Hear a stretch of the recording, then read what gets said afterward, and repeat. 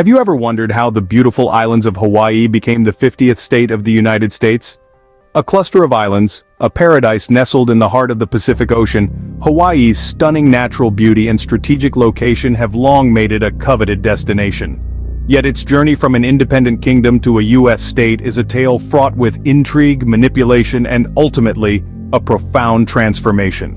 Hawaii, crowned by lush, verdant landscapes, golden beaches, and azure waters teeming with life, is more than just a picturesque postcard. It's a living, breathing testament to the rich cultural heritage and the resilient spirit of its native people.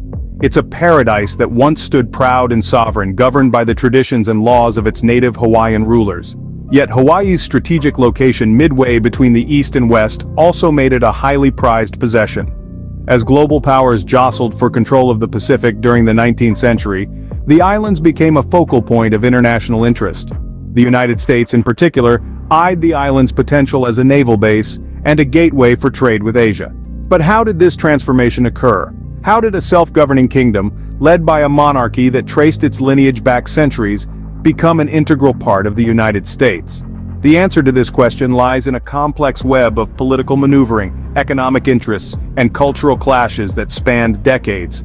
It's a narrative that encapsulates the larger story of imperialism, of powerful nations extending their reach and reshaping distant lands in their image. Yet as we delve into this history, it's crucial to remember the people at the heart of this story. The native Hawaiians, who witnessed their homeland's dramatic transformation, and whose lives were forever altered by the tides of change. Their experiences, their struggles, and their resilience are an integral part of Hawaii's journey from a sovereign kingdom to a U.S. state. To understand this, we must journey back to the 19th century, when the islands were a sovereign kingdom ruled by native Hawaiians. In the early 19th century, Hawaii was a kingdom ruled by native Hawaiians. Our tale begins in the early 1800s, in the era of the Kingdom of Hawaii, a time of rich culture, tradition, and a regal lineage that traced its roots back to the Polynesian voyagers who first discovered these islands. The Hawaiian kingdom was a land of lush landscapes, pristine beaches, and a people who held a deep connection to their land and sea. The reign of King Kamehameha the Great marks a significant chapter in this story. In a series of battles that took place from 1782 to 1810, he managed to unite the archipelago under his rule, creating the Kingdom of Hawaii. The king's vision of a unified Hawaii was a bold and transformative one. His reign brought about a period of peace and prosperity, and he's fondly remembered today as a national hero and a symbol of unity. But this era also saw the arrival of Western missionaries and traders.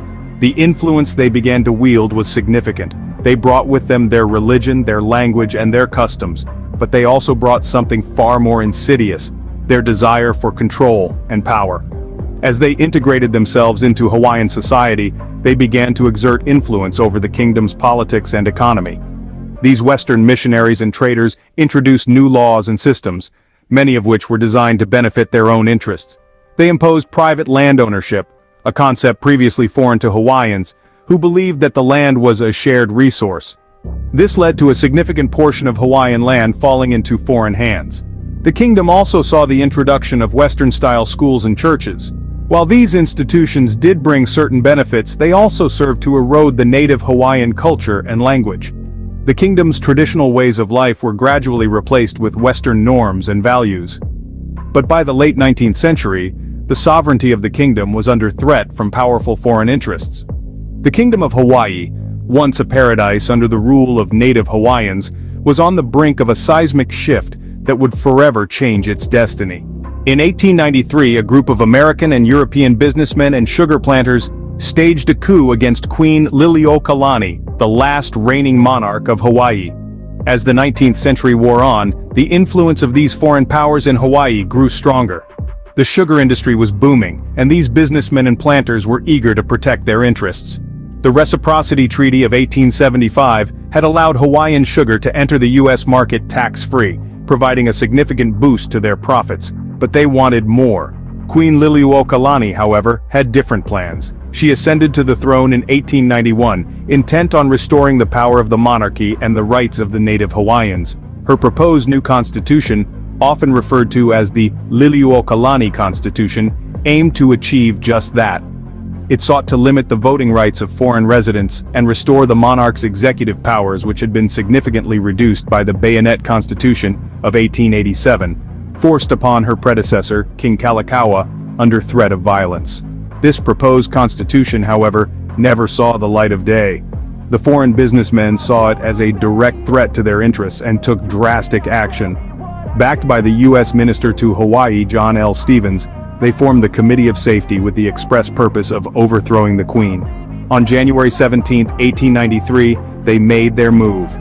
Armed with weapons provided by the U.S. government and protected by U.S. Marines, this group of businessmen and planters seized the government building and declared Hawaii a republic. Queen Liliuokalani, to avoid bloodshed, yielded her authority under protest, hoping that the U.S. government would eventually restore her to power. The coup was successful, and the Queen was forced to abdicate. Hawaii was declared a republic, but the ultimate goal was annexation by the United States. The fate of Hawaii had been irrevocably changed, setting the stage for its eventual statehood, and the profound impact this would have on its native population. Despite protests from native Hawaiians, Hawaii was annexed by the United States in 1898. The annexation was a controversial move, a culmination of years of economic and political pressure from American business interests. It was a step that many native Hawaiians fiercely opposed, viewing it as a violation of their sovereignty and a betrayal of their nation's identity. The circumstances leading to the annexation were complex and fraught with tension. American business owners, particularly those in the sugar industry, had long been influential in the islands. They saw annexation as a way to avoid the tariffs that had been imposed on their products by the United States. Backed by the U.S. Minister to Hawaii, John L. Stevens, these businessmen staged a coup, overthrowing Queen Liliuokalani and establishing a provisional government. In Washington, the idea of annexing Hawaii was met with mixed reactions. Some saw it as a strategic necessity, securing a Pacific outpost for the United States in an era of increasing global competition. Others, however, feared it would set a dangerous precedent, opening the door for the expansion of American influence by force. Despite these reservations, and the protests of native Hawaiians, President William McKinley signed the Newlands Resolution in 1898, formally annexing Hawaii as a U.S. territory. The native Hawaiian population was largely excluded from the political process, their voices drowned out by the clamor of American expansionism. The path to statehood was a long one. For over 60 years, Hawaii remained a territory, its people U.S. citizens, but without full representation in Congress. It wasn't until August 21, 1959, that Hawaii finally achieved statehood, becoming the 50th state of the Union. Despite becoming the 50th state, the impact of these historical events continues to resonate in Hawaii today. The annexation and subsequent statehood of Hawaii marked a significant shift in its history, a shift whose effects are still deeply felt. As we continue to explore the story of Hawaii, we'll delve into these impacts and how they have shaped the islands and their people. Today, native Hawaiians make up just 10% of the state's population, a stark and sobering statistic that highlights the profound impact of U.S. colonization on Hawaii. The native Hawaiian population, once the proud and numerous inhabitants of these lush islands, has seen a dramatic decline since the arrival of settlers from the U.S. mainland and other countries. In the late 18th century, before the onset of Western contact, it's estimated that there were several 100,000 native Hawaiians. However, the introduction of foreign diseases for which the native population had no immunity led to a catastrophic decline.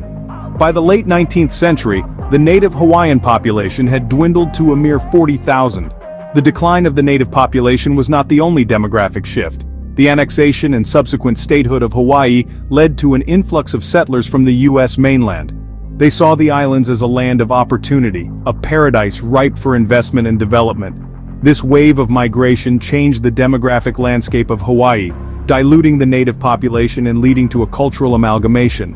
Simultaneously, the sugar and pineapple plantations, the backbone of Hawaii's economy at the time, brought in workers from countries like Japan, China, the Philippines, and Portugal.